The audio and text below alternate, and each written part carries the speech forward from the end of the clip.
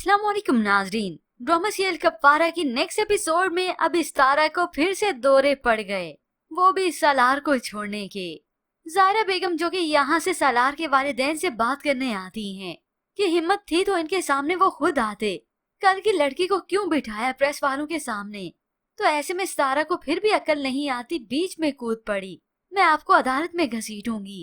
ये सुनकर जायरा बेगम तो हक्की बक्की रह जाती हैं और इस्तारा की ये सारी बातें बिल्कुल भी सालार को अच्छी नहीं लगी कि तुम बड़ों के मामले में मत बोलो, अपने काम से काम रखो।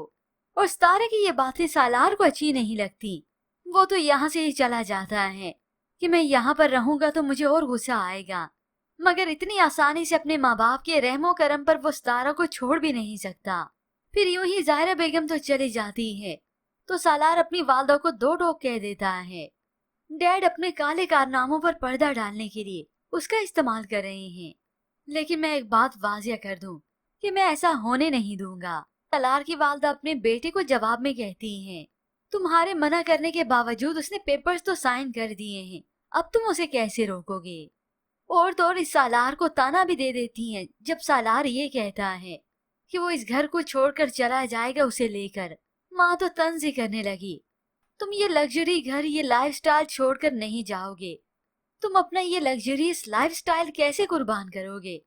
और वो इस्तारा इस घर को छोड़कर कहीं नहीं जाएगी क्योंकि वो तो तुम्हारी दौलत के पीछे है। माँ साहिबा पहुंच गई अपने शोहर को बताने कि इस्तारा ने मेरे बेटे की जिंदगी मुश्किल में डाली हुई है, अपने करतूतों पर गौर व फिक्र नहीं करते, अपने घर वालों का गुलाम बनाकर रख दिया उसने। तो सालार के वालिद भी कह देते हैं, अरे उसकी बीवी है, उसकी जिंदगी, वो जैसे चाहे मर्जी रखे। सारा जो कि ये सब बातें सुन लेती है उसकी तो आंखें नम हो गईं, क्योंकि सालार के वालिद तो अपने फायदे के लिए नहीं बोल रहे कि इस्तारा मेरे काम आएगी बड़ी। किचन में ठहरी हुई इस्तारा अचानक से सुनने लगी ये सब कुछ। अब इस्तारा नम आंखों के साथ मुंह फुलाए हुए अपने कमरे में बैठी है। सालार कमरे में आता है तो ये इस्तारा मुंह दूसरी तरफ कर लेती है, यानी इतनी बदगुमानी। हकीकत में इस्तारा वहीं पर थी तो अच्छी थी, अपने ताया के रहमो करम पर। यहाँ पर यही सालार उसकी फैमिली की मदद कर रहा है, उसे प्रोटेक्ट करता है हर सूरत हाल में। मगर ये इस्तारा तो किसी भी तरह से खुश ही नहीं होती। अब तो उसे समझ ही लेना चाहिए कि उसके वालिदैन चाहते क्या हैं। मगर सालार फिर भी इस वक्त में उसे तसल्ली ही देता है।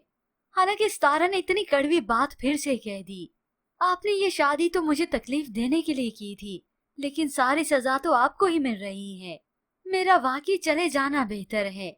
ये सुनकर तो सालार फिर से इमोशनल हो गया, क्योंकि ये इस्तारा भी तो बाज नहीं आ रही अपनी हरकतों से, अपनी बातों से। तो तब भी सालार उसे तसल्ली देता है, मैं हमेशा से तुम्हारी तरफ हूँ, तुम्हारे साथ हूँ। तो इस्तारा भी बात गिनवाई देती है, तभी तो आपने कहा था कि मेरे बुलाने पर नहीं आएंगे। तो सालार भी दो टोक कह देता है, अगर मैं ये नहीं कहता तो मेरी और गलती गिनवा देती। तुम मुझसे दूर जाने के लिए मुझे हर वक्त कटहरे में खड़ा कर देती हो, जबकि विवश दूसरी जानिब ये जोया तो यू टर्न ले लेती है, क्योंकि हकीकत में इस निम्मी के टेढ़े बल तो अभी भी नहीं गए। मगर यहाँ पर जोया अपने ससुराल वालों के सामने अच्छी बन जाती है, क्योंकि वहाँ पर कासिम ने खुद को चोट लगाकर निम्मी का नाम ही ले लिया। तो दादी अब निम्मी की माँ को बुला रही है, तो इधर जोया सबको तसल्ली देती है कि निम्मी की जो भी गलती हो, लेकिन इस तरह से दादी बुलाकर इंसल्ट नहीं कर सकती अम्मी की।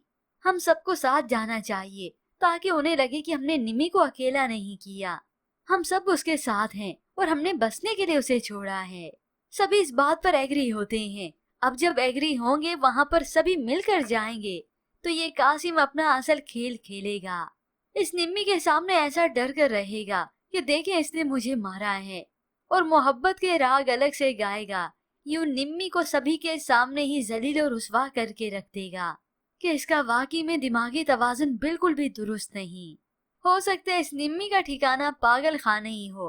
खैर व्यूअर्स, इसके मुतालिक आप क्या राय रखते हैं, और उधर क्या इस्तारा को भी अब अकल आ जाएगी। मजीद ड्रामा रिव्यूज के लिए आप देखते रहिए उर्दू टीवी।